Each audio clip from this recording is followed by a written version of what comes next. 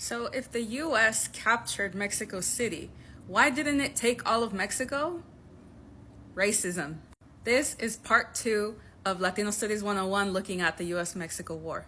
I'm your professor, Dr. Esther Trujillo. Let's keep talking about it.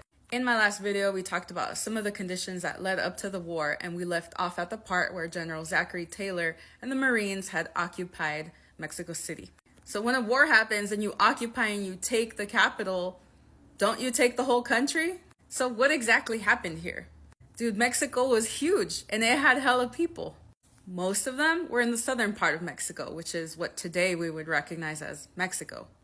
But not northern part, that part that had, all the states that I think are the best states in the US today. Fight me. I'm from California, so.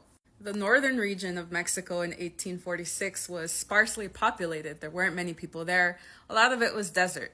A lot of the people who lived in those areas didn't really have that close of a tie to Mexico. You'll recall that at this point in 1846, Mexico has only been Mexico for about 26 years. So within their lifetime, people in California, New Mexico, and Texas saw their lands go from belonging to Spain to belonging to Mexico. Let's just say that they were not loyal. They were more interested in local control and local governance. I encourage you to go and look into the archives about the congressional debates regarding whether and how much of Mexico the US should annex. That shit is wild. They wanted Mexico, but they didn't want Mexicans. And why was this? Again, because the South part of the US wanted to maintain the institution of slavery. If admitted to the United States, it wasn't clear how much of this territory would be free and how much would be enslaved.